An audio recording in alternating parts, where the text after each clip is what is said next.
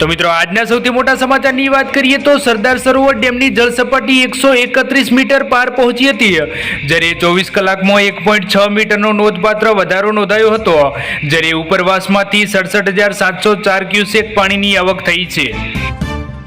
તો મિત્રો ત્યારબાદ જોઈએ તો અમદાવાદમાં રેડ એલર્ટ આપવામાં આવ્યું, જ્યારે પૂર્વ પશ્ચિમ વિસ્તારમાં વરસાદના પાણી ન ભરાય તે માટે વેજલપુરની શ્રીનંદનનગર સોસાયટીમાં બહાર માટીના થેલા ભરીને મૂક્યા હતા, જ્યારે બોપલમાં કન્સ્ટ્રક્શન સાઇટ પર દિવાલ પડી હતી। તો મિત્રો ત્યારબાદ જોઈએ તો ચાંદીપુરા વાયરસનો કહેર યથાવત જોવા મળ્યો, જ્યારે ગુજરાતમાં 174 શંકાસ્પદ કેસ સામે આવ્યા, જ્યારે 21 દર્દીઓના મોત થયા, જ્યારે 33 કેસ પોઝિટિવ, જ્યારે 158 શંકાસ્પદ કેસોના પરીક્ષણના પરિણામ જાહેર થયા હતા। તો મિત્રો ત્યારબાદ જોઈએ તો નવસારીમાં 15 દિવસમાં ત્રીજી વખત પૂર આવ્યું, જ્યારે 9 ઇંચથી વધુ વરસાદે ફરી જળબંબાકાર સર્જાયો, જ્યારે 25 વર્ષથી પાણી ભરાવાની સમસ્યાથી સ્થાનિકોમાં આક્રોશ જોવા મળ્યો। તો મિત્રો ત્યારબાદ જોઈએ તો લાયસન્સ વિના ચાલતી સિક્યુરિટી એજન્સી ઝડપાઈ, જ્યારે પ્રહલાદનગર વિસ્તારમાં આવેલી ગુરખા સૈનિક સિક્યુરિટીના માલિક સામે ફરિયાદ કરવામાં આવી। તો મિત્રો ત્યારબાદ જોઈએ તો બરોડા ડેરીના પદ માટે સેન્સ પ્રક્રિયા યોજાઈ, જ્યારે ચેરમેન અને વાઇસ ચેરમેન ચૂંટણી પહેલા આગેવાનોને સાંભળવામાં આવ્યા, જ્યારે 4 ઓગસ્ટે નિમણૂક થશે। તો મિત્રો ત્યારબાદ જોઈએ તો ક્રાઇમ બ્રાન્ચે વરસતા વરસાદમાં ખેલ પાડ્યો હતો, જ્યારે ગાંધીનગર રાસાયણમાંથી 2.45 લાખના વિદેશી દારૂના જથ્થા સાથે બુટલેગર ઝડપાયા હતા। તો મિત્રો ત્યારબાદ જોઈએ તો પાટણ નગરપાલિકા પર ખાનગી જમીન પર રોડ બનાવવાનો આરોપ લગાવવામાં આવ્યો, જ્યારે ખોડિયાર એસ્ટેટ પર 8 થી 9 લાખના ખર્ચે બનેલા રોડ મામલે તપાસની માંગ કરવામાં આવી, જ્યારે જમીન માલિકે પુરાવા આપવા પડશે। તો મિત્રો ત્યારબાદ જોઈએ તો ભરૂચ શહેરના પશ્ચિમ વિસ્તારમાં વરસાદી પાણીનો કહેર જોવા મળ્યો હતો, જ્યારે ડ્રેનેજના અભાવના કારણે અનેક સોસાયટીમાં જળબંબાકારની સ્થિતિ, સ્થાનિકોમાં મુશ્કેલીઓ વધી હતી। તો મિત્રો ત્યારબાદ જોઈએ તો મોરબીનું ખેડૂત આંદોલન ઉગ્ર બન્યું હતું, જ્યારે જેતપુરમાં ભાજપના નેતાઓની પ્રવેશબંધીનું બેનર લાગવામાં આવ્યું, જ્યારે એમઆરસી કમિટીનો અસ્વીકાર કરનાર વાઘપુર અને પીલુડીના ખેડૂતોનું સન્માન કરવામાં આવ્યું। તો મિત્રો ત્યારબાદ જોઈએ તો નવસારીને કાયમી રીતે પૂરમુક્ત બનાવવા માસ્ટર પ્લાન તૈયાર થશે, જ્યારે કેન્દ્રીય મંત્રી CR પાટીલની જાહેરાત કરવામાં આવી, જ્યારે પૂરગ્રસ્ત વિસ્તારોની મુલાકાત લઈ તંત્ર સાથે સમીક્ષા કરી હતી। તો મિત્રો ત્યારબાદ જોઈએ તો ગુજરાતથી બાળક ખરીદીને મુંબઈમાં વેચી નાખવાનું રેકેટ પકડાયું, જ્યારે દાંતાની હોસ્પિટલમાં જન્મેલા બાળકનો 3 લાખમાં સોદો થયો હતો, જ્યારે 1.5 મહિનામાં અન્ય 3 બાળકો પણ વેચી નાખ્યાનો ઘટસ્ફોટ સામે આવ્યો। તો મિત્રો ત્યારબાદ જોઈએ તો CNGમાં 4 રૂપિયાનો વધારો થતાં રિક્ષા ભાડું વધારવા CMને રજૂઆત કરવામાં આવી, જ્યારે લઘુત્તમ ભાડું 25 થી વધારીને 30 રૂપિયા કરવાની માંગ કરવામાં આવી, જ્યારે 4 વર્ષથી ભાડામાં વધારો નહીં થયા હોવાનો દાવો કરવામાં આવ્યો। તો મિત્રો ત્યારબાદ જોઈએ તો વિજાપુરના તબીબના ઘરમાં તસ્કરો ત્રાટક્યા હતા, જ્યારે કબાટ તોડ્યા વગર જ 21 લાખની કિંમતની 10 કિલો ચાંદીની ચોરી કરી હતી। તો મિત્રો ત્યારબાદ જોઈએ તો વેરાવળ પાટણ પાલિકાના ચીફ ઓફિસરની કડક કાર્યવાહી જોવા મળી, જ્યારે હાઈકોર્ટમાં ચાલી રહેલા ઓવરબ્રિજ કેસમાં એફિડેવિટ નોટરાઇઝ ન કરાવતા લીગલ ક્લાર્કને સસ્પેન્ડ કરવામાં આવ્યા।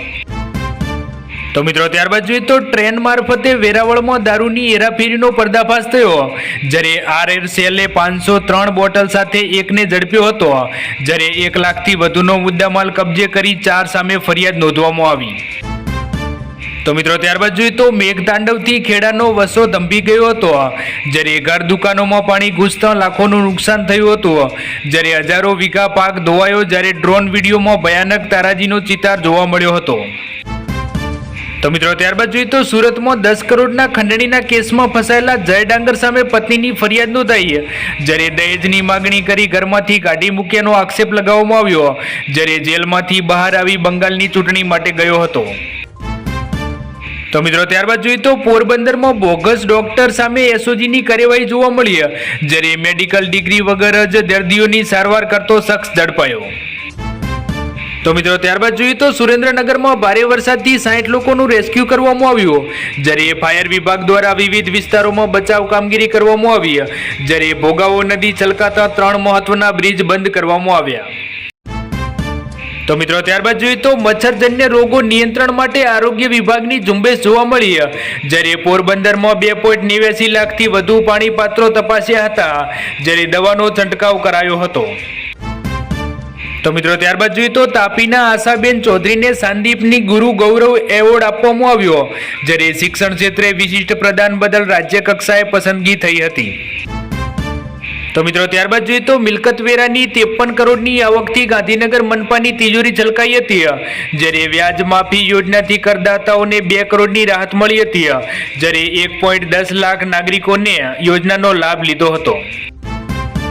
તો મિત્રો ત્યારબાદ જોઈએ તો મોરબીના મચ્છુના 3 ઘોડાદ્રોહી ડેમના દરવાજા ખોલાયા હતા, જ્યારે 24 કલાકમાં પોણા 2 ઇંચ જેટલો વરસાદ નોંધાયો, જ્યારે 31 ગામો એલર્ટ પર રાખવામાં આવ્યા.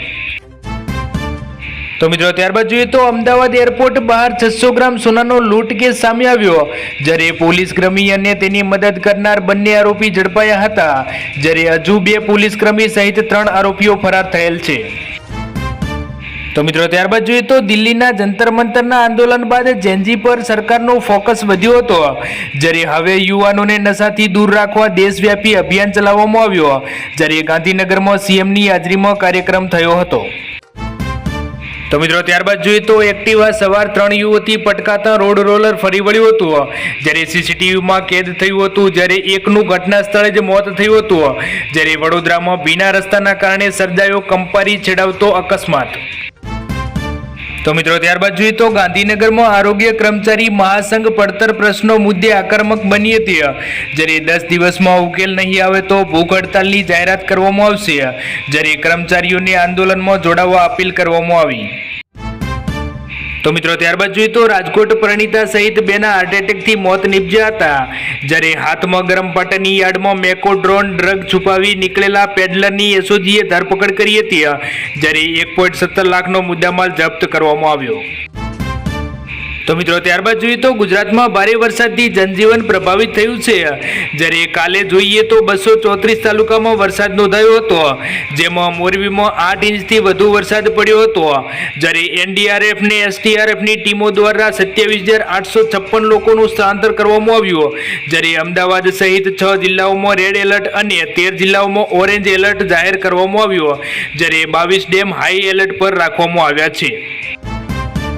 તો મિત્રો ત્યારબાદ જોઈએ તો નવસારી તાલુકાના પેરા ગામે ભારે વરસાદથી 15 વર્ષ જૂનું સરકારી આવાસ મકાન ધરાશાયી થયું હતું, જ્યારે મહેશભાઈ રાઠોડના પરિવારના 8 સભ્યો કાટમાળમાં દટાયા હતા, જેમાંથી 3 ઇજાગ્રસ્તોને સિવિલ હોસ્પિટલમાં દાખલ કરાયા, જ્યારે અન્ય 5 ચમત્કારિક બચાવ થયો હતો, જ્યારે જર્જરિત આવાસોની મરામત ન થતા લોકોમાં રોષ જોવા મળ્યો હતો, જ્યારે જિલ્લામાં ચીખલીમાં સૌથી વધુ 2.48 ઇંચ વરસાદ નોંધાયો હતો.